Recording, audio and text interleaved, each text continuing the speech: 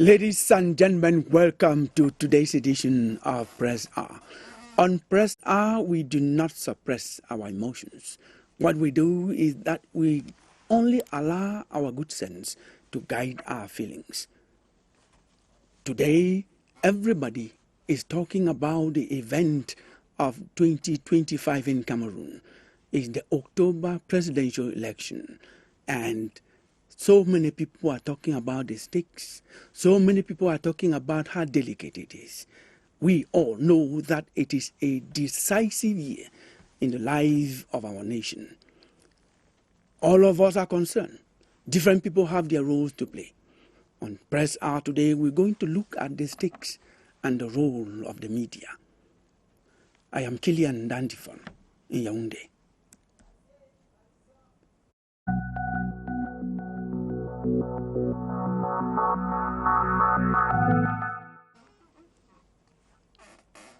You are welcome back. Our topic today on Press R is the presidential election of October 2025 in Cameroon. What is the role of the media? But we also want to look at what are the stakes and to look at this very important and topical topic. We have invited the press to do an introspection and tell us what role the media has to play so that we have calm during, that is before, during, and after the election. But they also have to play the role of the watchdog, the middle man between the governed and the governing. That as their original mandate.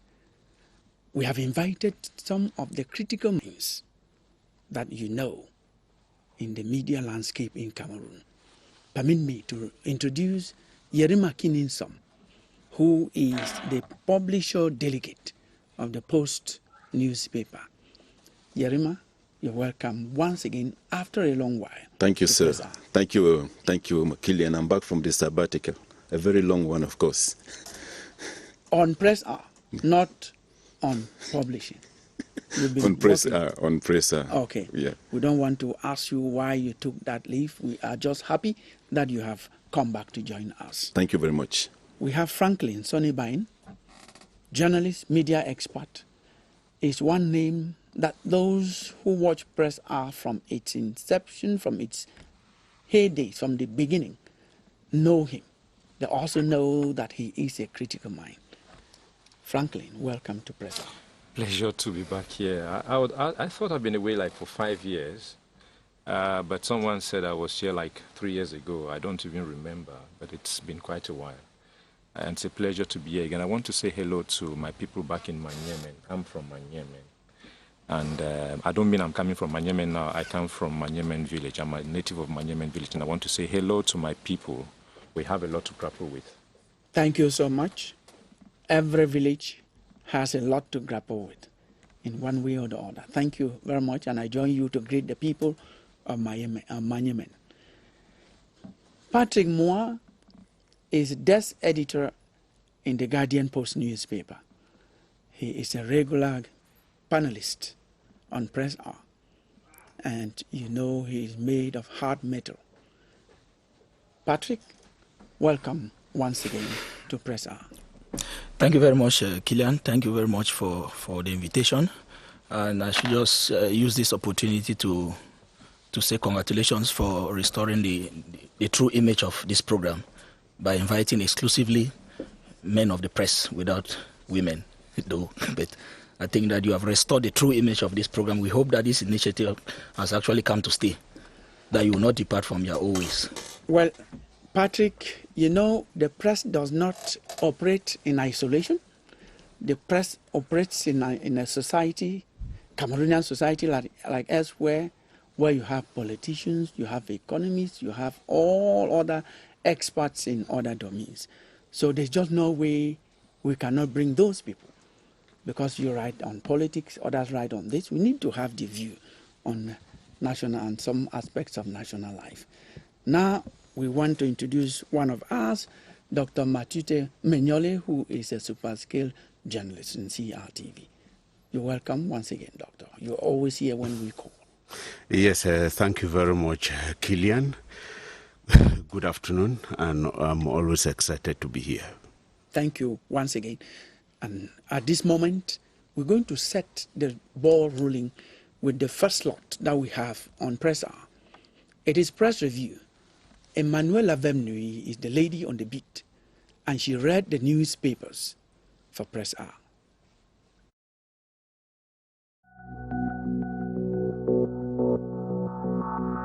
Political news remain dominant on newspaper columns the press week ending. The Voice newspaper writes major quick loading ahead of October polls as South Early denounces 42 years of misery, calls for sanctioned vote against CPDM, pushing the Guardian Post to wonder if Bia will survive growing rebellion from within. But municipal update sees all for Bia in the North region, especially as Dion Gute chants Bia's praise song in Garwa. In the median, what the Guardian Post terms spicy ingredient for Bia's re-election. Just that in the Voice of the Voice newspaper, Bia's fortunes keep dwindling as calls for opposition unity intensify. The Horizon wants to know whether Muna, Buba and Chiroma will lead the North-South alliance the people demand. The Guardian Post wonders if Bia can win in Grand North without Bello Buba, Issa Chiroma, Hamadu Mustafa and Paulin Jower. Coming after Issa Chiroma tells his supporters make a bold choice and end 42 years of misery in the median. Cameroon Tribune then reports that the youths of the North region are banking for President Paul Biya's candidacy before SDF's chair Joshua Osi promises 3 million jobs if elected president in the Eden. Honorable Osi tells the public vote massively to curb rigging in the Guardian Post, then electrifies thousands in Mutengene, alerting that 2025 election is Cameroon's last chance for peaceful liberation from decades of stagnation and systemic injustice in the Sun newspaper. Just when Akeremuna's Now movement is credited for speeding up voter registration in the Horizon, Cameroon Insider cues in that voter registration deadline closes soon and it is the race against time. To Cameroon Tribune, the clock is ticking to the deadline for voter registration. And as delays are reported on the issuance of identity cards, members of parliament express worry in municipal updates. Cameroon Insider is clear that civil society organizations urge government to change perceptions around national identity cards before several officials of the General Delegation for National Security are reportedly under arrest for selling places in the police entrance examinations in the Horizon. At the time, Cameroon Insider writes, where can we get 235,000 pints of blood to save patients? The paper is worried as the Cameroon blood banks run dry. Cameroon Tribune announces an imminent boom in poultry business following government's intention to support actors in the domain. The 7th Students' Genius and Talent Contest is then launched in Yaoundé in the Guardian Post, with Famdongo indicating that government would directly fund young entrepreneurs. To Cameroon Tribune, the exercise has brought all geniuses from universities to the public eye. The Ultimate newspaper rather celebrates Turkish European firms ready for giant investment project in Bangem, while the pilot announces a crackdown exercise on ghost teachers in Dongamantum by the government. Aspiring candidates for the Cameroon Bar Council election then begin declaring their ambitions in municipal updates.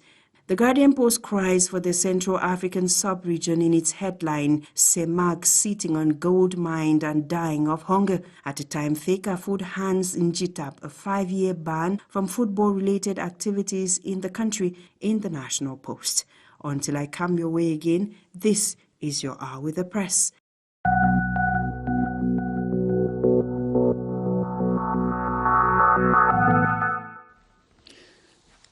Thank you so much, Emanuela.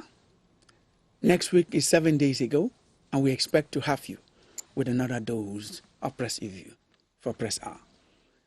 Ladies and gentlemen, our topic today is October election in Cameroon 2025, what are the stakes and what is the role the media has to play? What is the role of the media in that election for us to have an impact? The impact can be to the right, to the left. It should have its impact in the outcome of the 2025 presidential election in Cameroon, given that the media is the middle person between the governing and the governed. That is the mandatory role, the watchdog role of the media. Thank you. And now we are going to ask the panelists.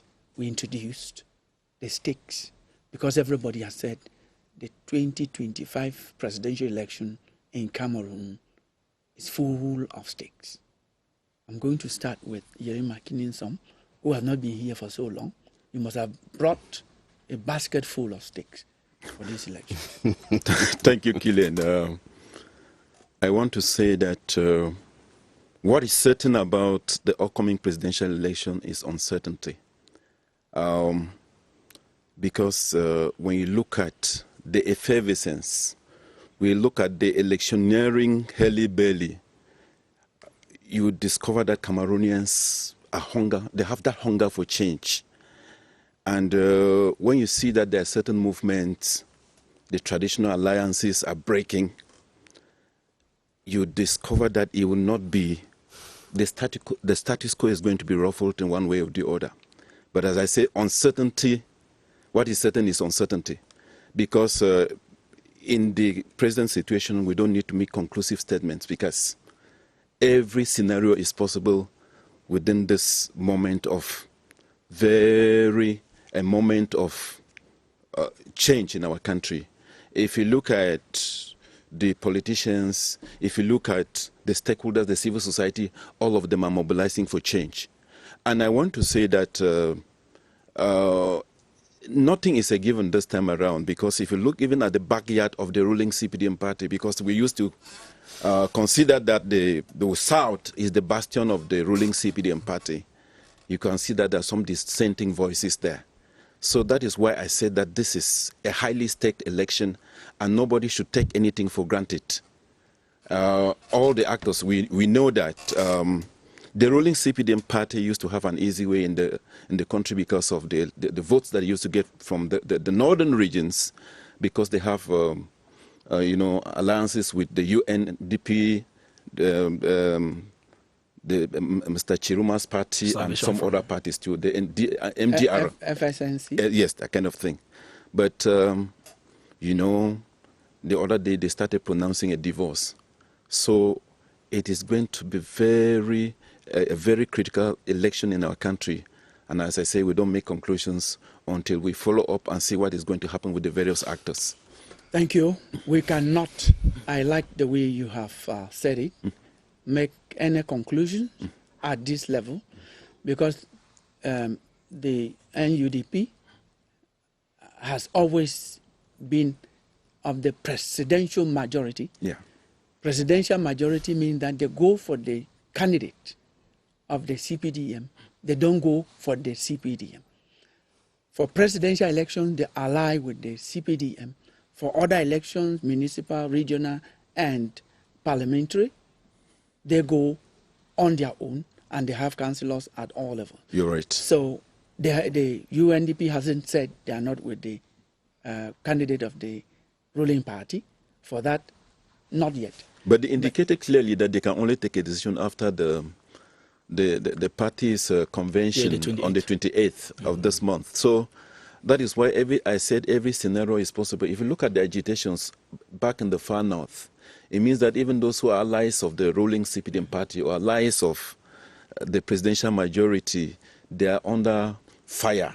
Because if you look at the living conditions of the people out there, they're yearning for change. Let us have something different and see if our living conditions can be ameliorated. So that's why they have pressure from their people, their militants out there, that what is this thing bringing to us? That is why I say every scenario is possible. Yes, and when we go, I'll finish with you and go to others. When we go by the presidents of these parties that ally with the ruling party, we know that the president of the FSNC party, he has declared all along that the president, the head of state, is the best thing that God gave to Cameroon. He has said that so many times, and we expect that he is talking with his followers and he will follow the logic that we know he has been. So as you say, we cannot conclude, but when we are going to a conclusion, we are following a logical procedure. If we follow that logical procedure, we know that at the end, he will convince his followers that the head of state, but he's with whom he allies, not the CPDM, is the best thing that God gave Cameroon, and he will ally with them. We also know that in politics, we don't have permanent friends or permanent enemies. So maybe exactly. it can be a shift anytime. Yes, we want to see that. Yes. You remember that he told his supporters out there in the north that it's 43 years of misery. That's the same person talking. And when you say that he has been saying that, he has changed from every indication, because if he can rally his people and he's saying that, oh, this thing has not worked for 43 years, it means that maybe he has changed. He is no longer seeing the president as the best thing that has ever happened to Cameroon after having done an evaluation of the socio-political, reforms. That also what they were supposed to gain in 43 years. A means of pressure to get more. Well, as you say, there's no conclusion. It could also be blackmail as well. It could also to be they give us more, because as we say, we're going to have some more stakes, and our topic is in two angles. We're going to go around the table on this first angle, which is the stakes. Yes, Franklin, what are the other stakes that we have in this presidential election of October? October, we are in June. We just have, we already almost end of June. We have July, we have August, we have September. So 3 months away from now. Well, Kinney has just talked about the uncertainty. I would rather use suspense. We are in a state of suspense because we don't even know what's going to happen. In terms of, we do not even know who will be candidates. And this is both in the ruling party and the most vibrant opposition. We do not know who will be candidate.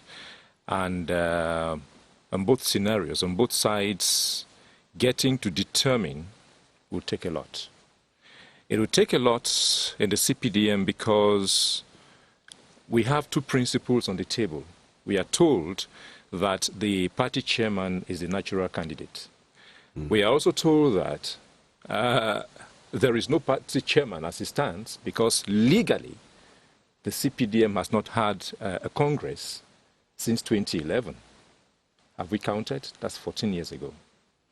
In 14 years, the mandate of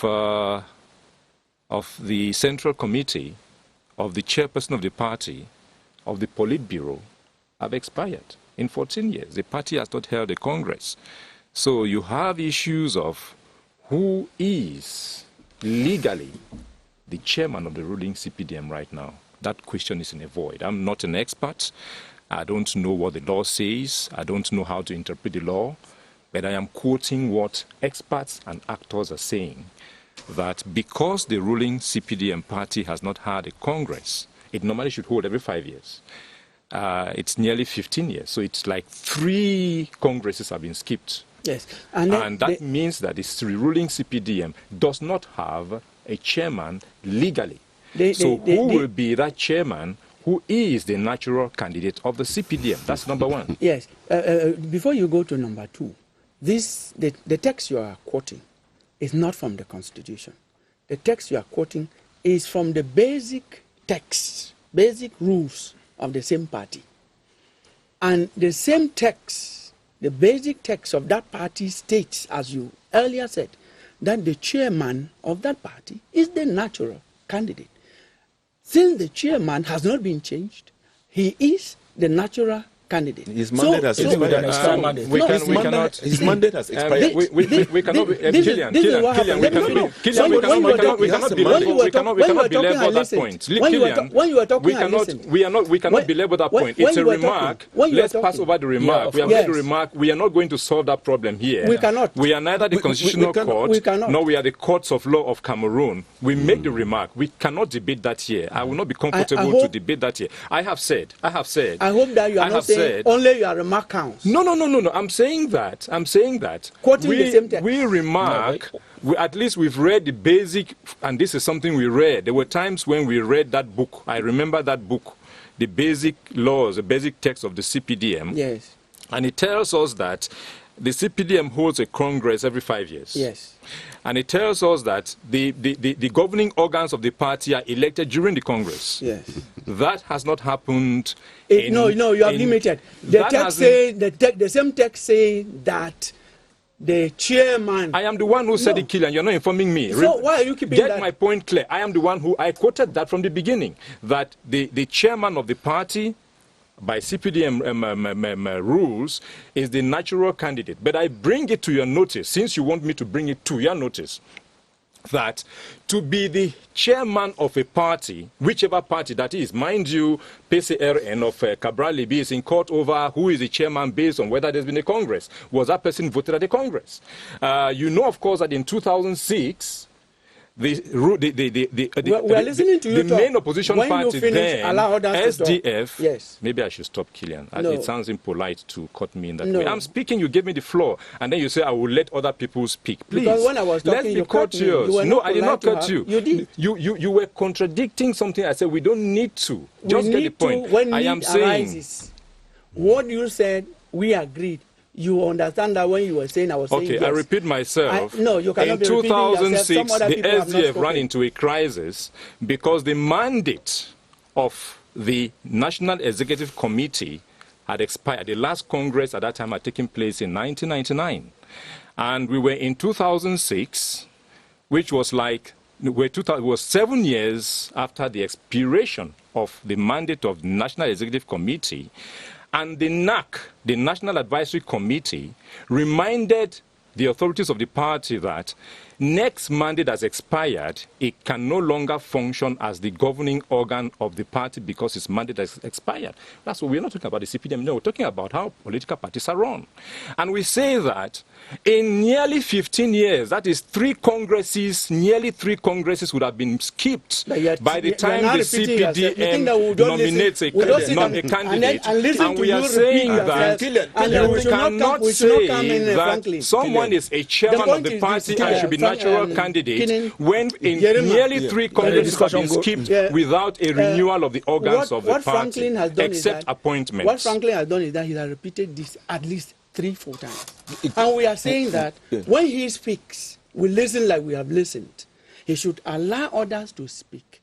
He has quoted the basic text of the CPDM. When he was quoting, I was answering in chorus.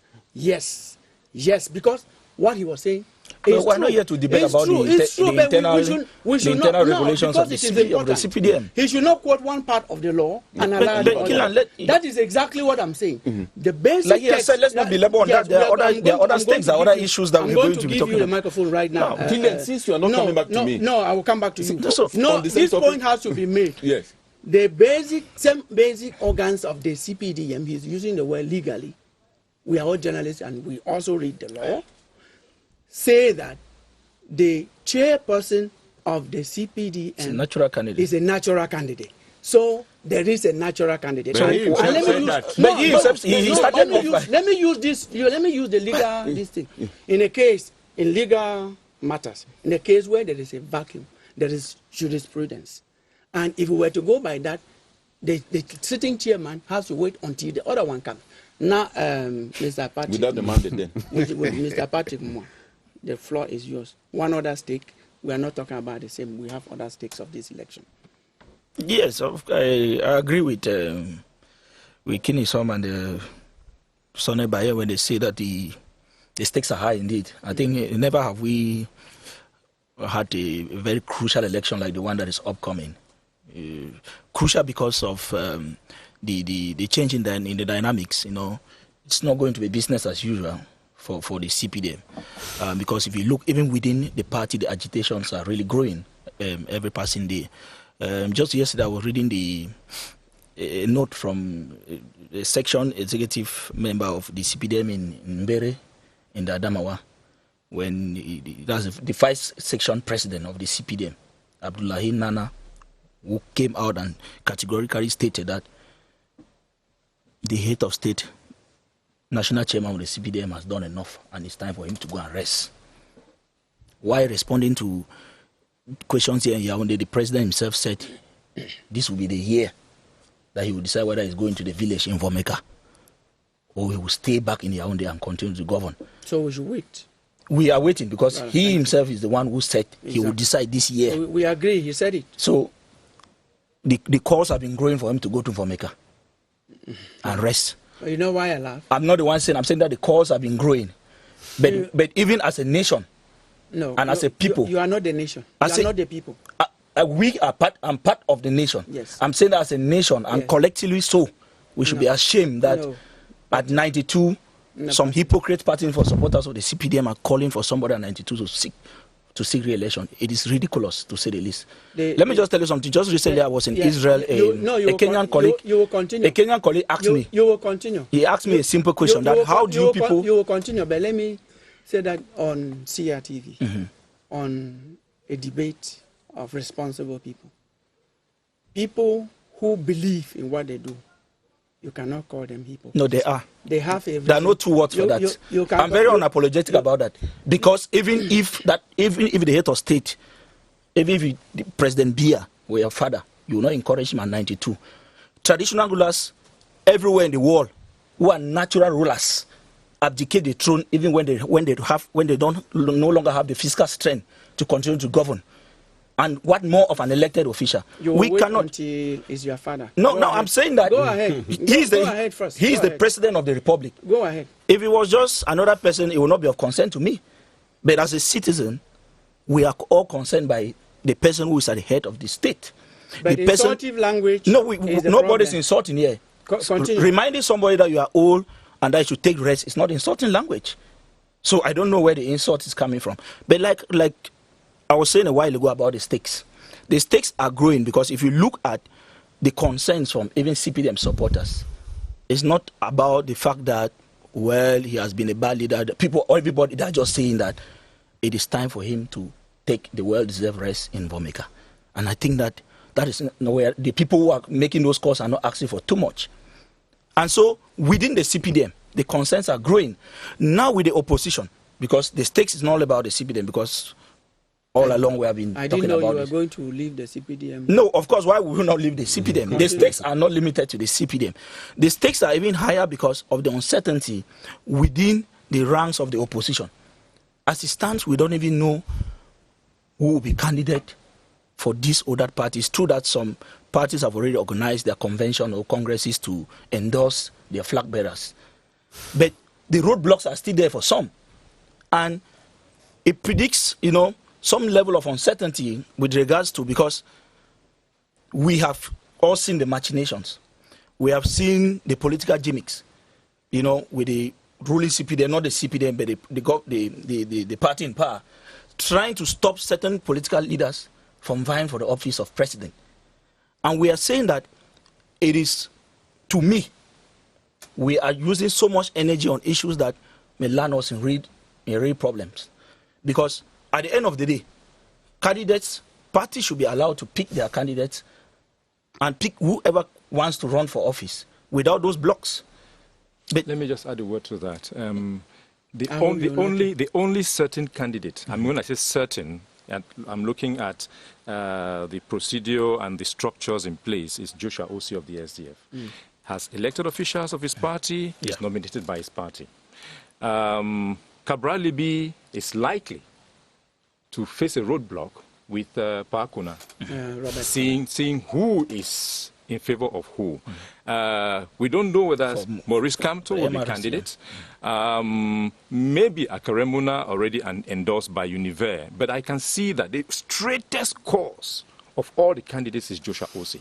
I'm not sure probably I will be a candidate. I'm not sure that Maurice Kamto will be a candidate. I'm not sure that The only most certain candidate as it stands is Joshua Osei. This you have all the time. And it is not late. And what about Akeremu? No, and it No, is you not mentioned, late. yeah. It is not late because there's a deadline for people to declare their candidacy. So I was there's not no done. problem about that. Yes, you know, I was still writing on. I don't. Matute hasn't Okay. spoken yet. He has to talk about some of the stakes, and then we'll go to the role of the media. Yes, Kilian, I think that a lot has already been said about the stakes and that they are very high. Again, I want to say that we all know we don't need to belabor the point to say that the outcome of these elections will determine the country's political trajectory at the end of the day. But what I want to add is that we need to be very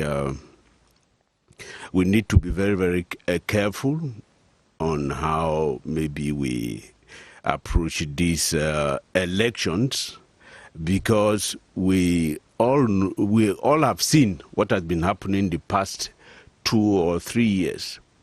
We've witnessed previous elections. Myself, I can remember right back to 1997, where I actively participated in one way or the other. I had the opportunity to cover the elections. But I think that this is certainly the first time that we'll see that there's a lot of mobilization around the elections. We get the political parties, the ruling CPDM. We have the parties that are in alliance with the CPDM and the opposition, as well as even the civil society organizations, all pushing people, encouraging them to make sure that they get registered and they are part of the elections. I think that this year's elections will certainly be different, and the outcome will be very crucial. Yes, I also spoke with someone who is going to control the media, communication in general. We are going to be under his watch, all of us as media men and women. The president of the National Communication Council, Joseph Chibonken Kalabopsi, and I asked him, like I'm asking you here on the set, about the nature of the stakes and how he has to make sure that he controls the media we are. Let's listen to him. We all know what is coming on, and it looks like a hurricane, that or a blizzard coming on, and we are taking precautions. First of all, the rules of the game are very clear. Professional ethics and deontology must be put first in the way press men and women handle issues. Press men and women shouldn't transform themselves into politicians. They are journalists, and they should be able to help the public, educate the public in making informed choices. They should be able to balance their reports. They should be able to be fair to all the actors, political actors in the field. And so these are some of the key things which the journalist is supposed to put in his head. And like I have the habit of always saying, when a journalist is professional in what he is doing, he can move on broken bottles without being hurt. And so we will be very vigilant. We will educate, sensitize, but we'll be very vigilant to be able to strike, and strike as fast as possible when we find out that journalists are getting out of hand, in whether they are moderating programs, whether they are doing straight reports and all whatnot. The council will be very strict on that, knowing that we have a series of political events, call them elections, which will be very determinant, and we can already see the atmosphere which is getting hot. A very smooth transition, starting the second part of our discussion here on the set. That is the role of the media and what impact they will make in the October presidential election that is coming up. The president of National Communication Council, Joseph Chibonke Kalabose, talked about the media should go for facts. They should cross-check. They should also be responsible. Yes, I ended with you the last time. I'm going to start with you, Matthew Temenyole. Well, we all know that the role of the media, apart from elections, is very, very critical, is very crucial. And so in these elections, the media is expected to play a very responsible, the media is expected to play a very responsible and professional role in contributing significantly in peaceful and credible elections. I think that is very, very important. Joe, a moment ago, talked about the media maybe avoiding to play the role of maybe militants of a political party. It's usually not very easy. We are Cameroonians, and we all, in one way or the other, may belong to one political party. But the media has to be very sure that they make very important contributions by informing the people very well before, during, and even after the elections, guide and help the people make informed choices. I think that the role is very enormous. Yes, thank you. Taking from informing and guiding the public, the population, take it from there. Yerima Kininsom. Yes, before I take it from there, as you've just said, I'm going to make a few remarks about what we talked about before.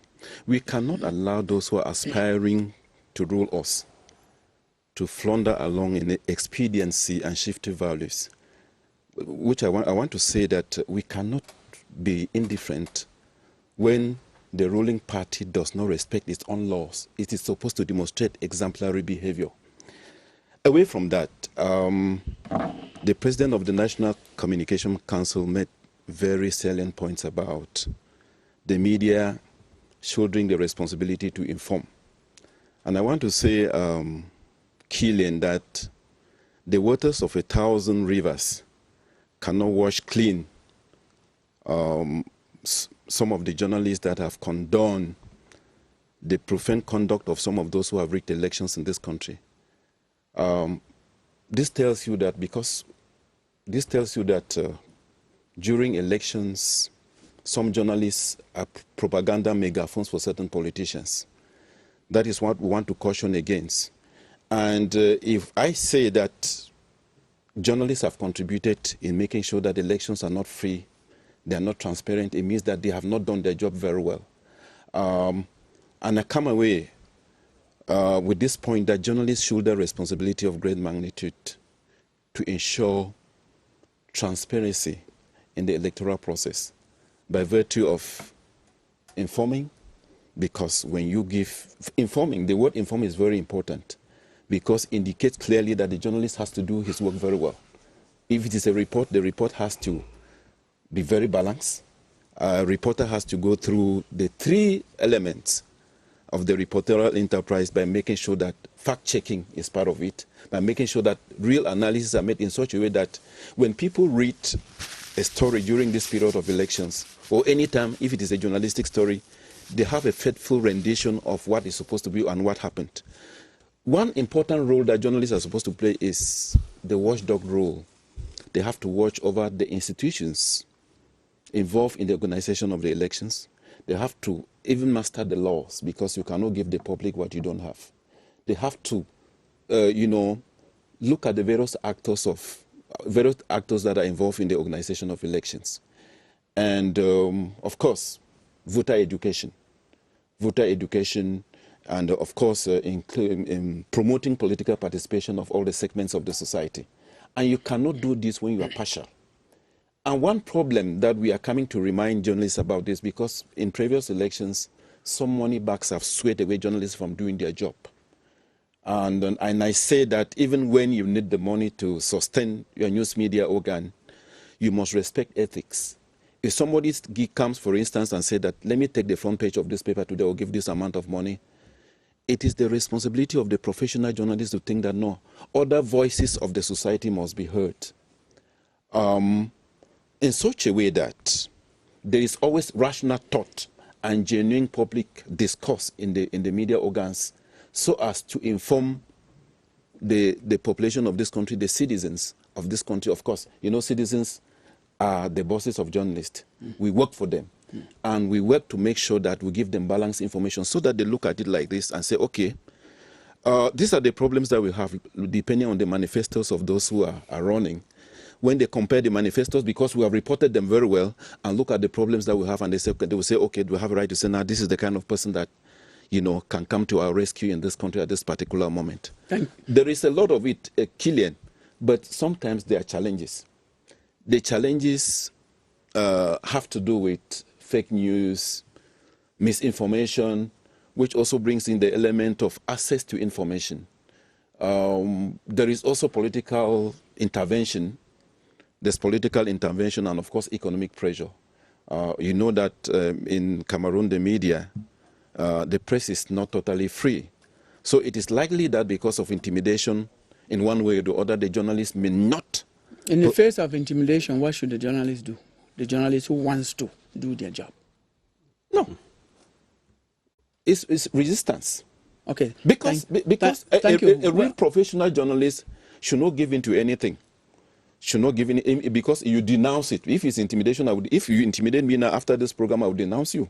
Okay, fine. And Bayen, Yerima Kininsom talked about the basics of journalism, professionalism, and we are taught, because I cannot put in the past tense, we are taught that the ABC of journalism is accuracy, balance, and concision. You were talking about that. If you have this in your story, you will be out of trouble because you would have stated the facts. You are accurate. You have stated the two sides of the story, and you make the point in such a way that there's no doubt about it. That's the ABC. But beyond that, Yerima Kininsom is talking about propaganda. There are journalists who are specialized in institutional journalism, means that you are working under an institution. You are working for a political party. And should it is you no be longer balanced? Should you not do propaganda? No. Now, the question is to Franklin Sonny Bayen, and after that you can also contribute on what impact journalists should play as their role to make the upcoming presidential election actually impactful. You sure you want me to speak? Yes, sir. I will not speak for 30 seconds and you say I'm speaking for too long. Well, I'm going to put Killian, my time. I have lots of stigmas that people enjoy placing on me, and I wouldn't like to have more on live TV, on Press Hour. No, you will not have I am them at here home on Press here. Hour.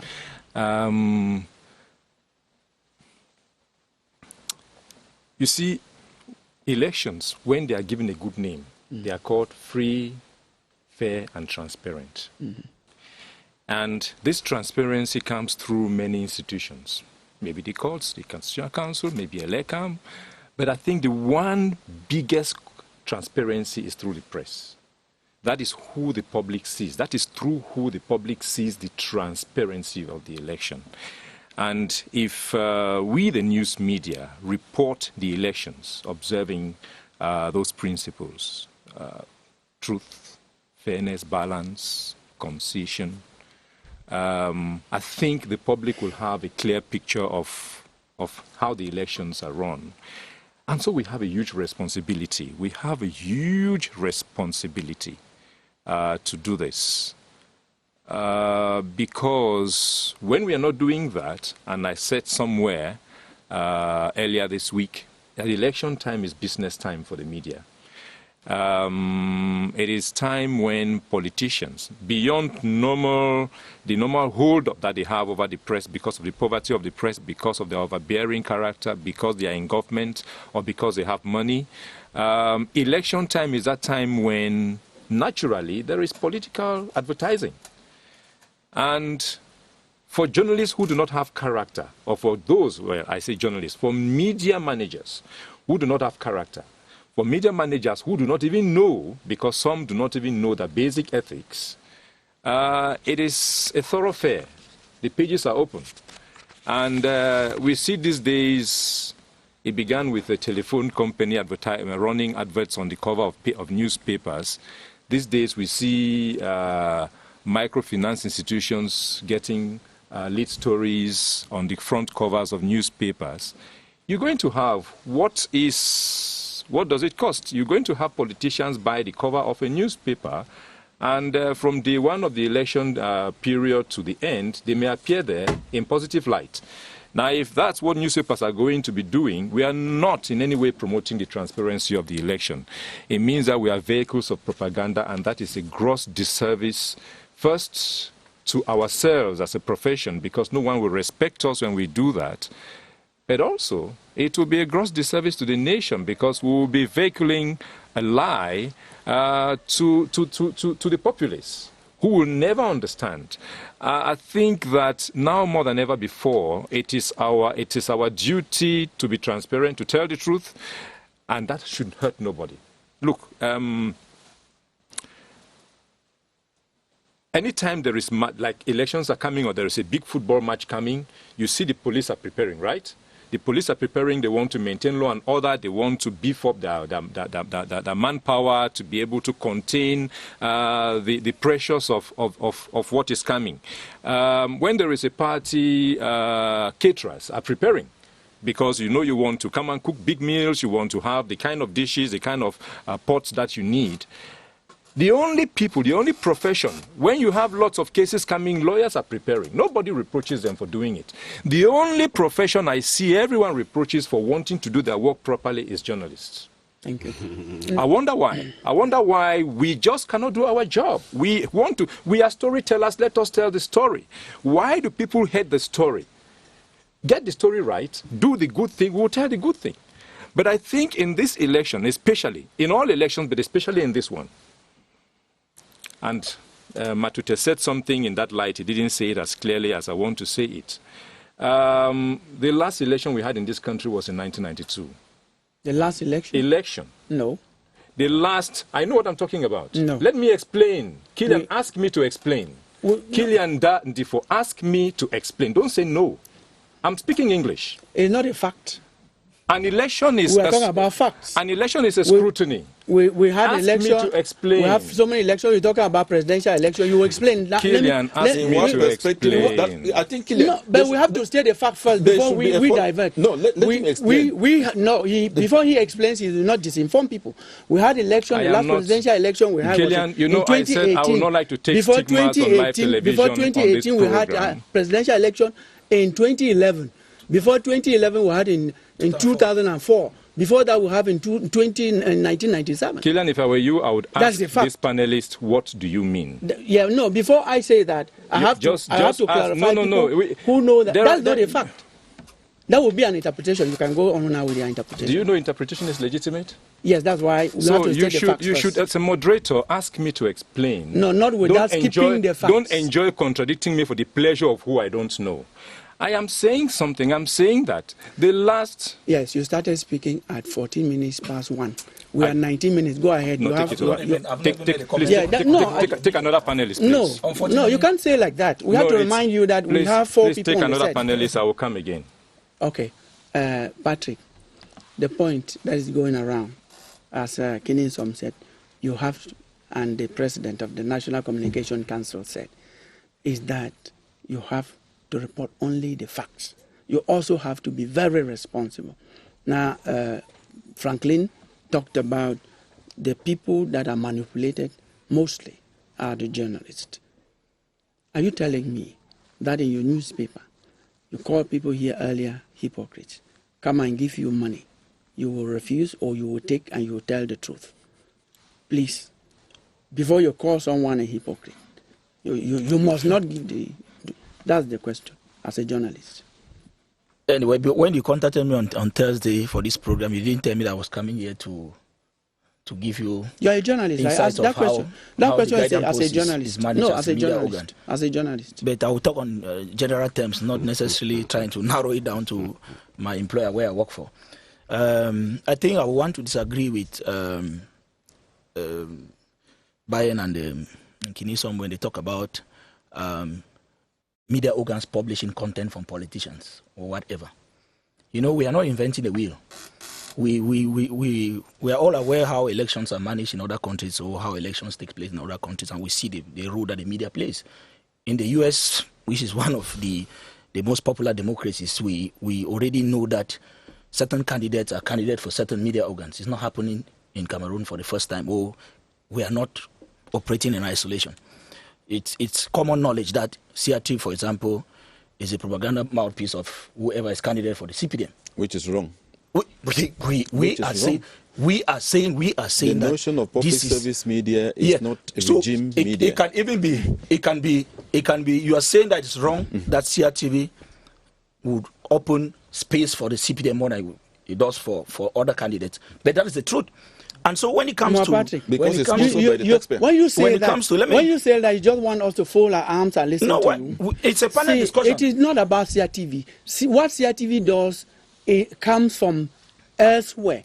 In Parliament, in representation in Parliament, the CPDM has more in terms of representation.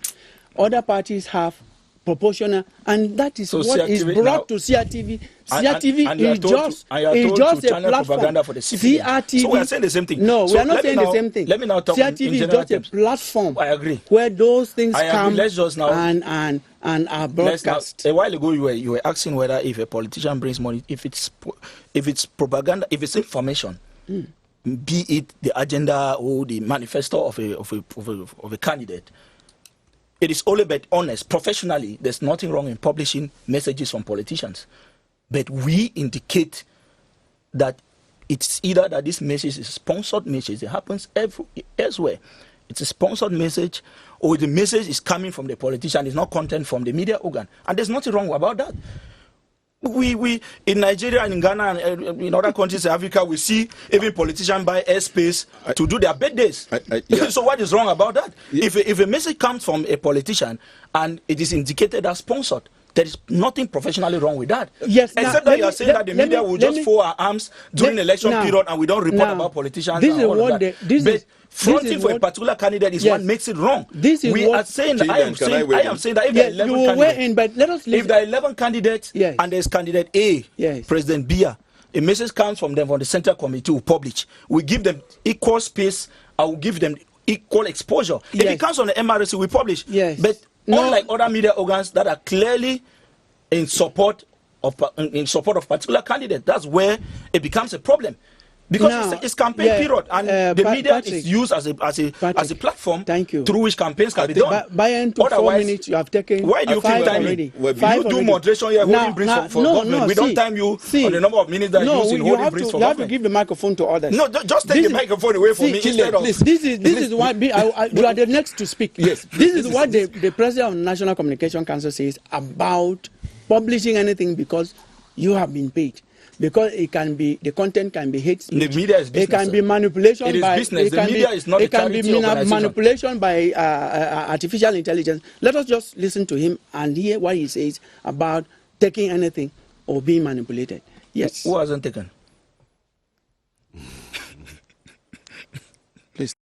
We have noticed an increase in hate speech, misinformation and disinformation, and the use of artificial intelligence in manipulating public opinion. We want to call on Cameroonians to be more vigilant and want to call on the press to be more professional in what they are doing, so that even when you have publications on social media, people can turn to the traditional press organs or individual journalists to be able to get the right thing. And Cameroonians should be discriminatory in the manner in which they receive information that comes from the social media. They should educate themselves on how to be able to distinguish what is fake and what is authentic. They should be able to distinguish if you cannot verify, fact check. We are going to put up a fact-checking bureau not too long from now, and so that people can easily get information about situations in the country or events that are happening in the country, so as to dampen the effect of misinformation and disinformation and the use of artificial intelligence negatively, because artificial intelligence has revolutionized the world and will continue to revolutionize the world positively as well. Yes, you've heard, Patrick, that follows exactly what you were talking about, and I'm going to give the microphone to Keenan. But before I do that, I clear a point. Patrick, write an application to organize a public event, whatever it is, with that publicity, and address it to the Director General of CRTV. We are going to send a team of reporters to come and cover your event in the socio-political and economic level. It means that CRTV's editorial policy is public service. We go for public service. Write that application, and that will be done. You are not, saying that to a toddler. Now, you are saving the regime. CRTV is there to save the regime. Why are you trying to twist the whole thing? Yes. You have 1.5 minutes. Yes, Killian, I want to say that experts have said that the media in Cameroon and the rest of Africa does not have the independence because they're involved in bread and butter issues, don't have the independence and resilience to drive their contribution to the transformative change that we need in this country. And I say yes. But when you're a professional journalist, and when even when the financial odds are extremely high, you think about ethics, you will not take anything hook, line, and sinker from a politician. When I want to ask a question, because your interpretation of my remark was a fallacy. I said, even when you get it from this order, and think about other voices. Because if we talk about the transparency of an election, we also think about the inclusiveness. And then the point... Yes. The point I want... You've exhausted 1.5 minutes, but you have 30 seconds. The microphone has to go. If you are publishing a message from a politician in its entirety, how do you now balance? So you go get an opposing voice or opinion on that message.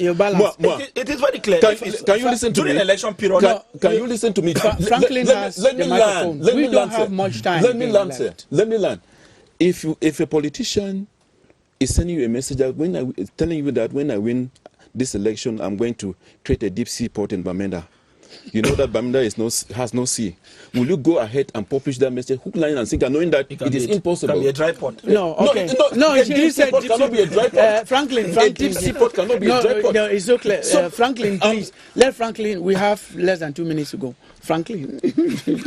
Yeah, no. I wanted to comment on Joe Chebonkeng's, I don't know whether to call him Mr. President or Mr. Chairman, or I should still call him Joe Chebonkeng. He used to sit at the seat. The use of artificial intelligence in an election, it can be very dangerous. And there is an absolute need for fact-checking generally. Which is something we've seen a lot in foreign media, especially in the U.S., in U.S. political, during elections in the U.S., fact-checking. But AI, you know that the game is about crowds. Yeah. And you've seen sometimes they've shown a demonstration of the wrong event. So something has happened, and the wrong population is being given. Can be so dangerous. There needs to be absolutely, we need fact-checking to be able to be sure, and that is part of what we are doing. Our senior colleague, Eric Chenji, has brought an initiative to ensure that the press can be very impactful in this election. One of it should be fact-based reporting, but it's also scrutinizing candidates to be sure that, and they're also setting the agenda, so that they don't come and tell us they will put a deep sea port in Bamenda, even a dry port. Then we don't ask ourselves, does Bamenda need a dry port? Thank you so much. It should be something the population needs. The population's desire should be what the candidates are answering, not them telling us what they want for their own purposes. If you can look at time check, we are already eating into the time of another program. 30 seconds, because I cannot let you go without the last word. 30 seconds. I don't know when we even started the debate. You are almost Yeah, coming no, to you are using 30 seconds for something. Okay, let me just say Yes. the last word. It's true that the media has a very fundamental role to play during elections of this nature, because presidential elections generally are the most crucial because it concerns everybody. The entire country is one constituency, and whoever is elected has, a direct impact on the daily lives the of destiny of the country. the destiny in his hands. So Yes. it's really a crucial moment, and we think that we can only be responsible, like Mr. Joe Chibonke Kalabusu said in our reporting. Thank It doesn't you. only end at being responsible during elections, but generally in in the whole the reporting entire process. Yeah. Yes, Matute Manyole. Yes, Kilian, just like he was saying, it's like the debate is just about to gather momentum, and The time has got us. we're already in. And I think that a lot has been said, although we still have maybe we didn't have the opportunity to really Go deep into exhaust. certain- Yes, but like everybody has been saying here, we have to know that the media is the primary source of information for voters. To be very, it is true that today we have the social media, but there are so many people who rely on the media. And so we have to be very responsible. We have to be very, Thank very you so much. Thank you so responsible. much, gentlemen. Jeremiah Kinninsom, who is the publisher delegate of the Post newspaper. Franklin Sonny Bayen is a journalist and media expert. Mo Patrick is desk editor for the Guardian Post newspaper. And Dr. Matute Manyole is a superscale journalist working for CRTV. We want to thank you immensely, ladies and gentlemen, for your time. And thank you for watching this program. The next appointment is next week, Sunday.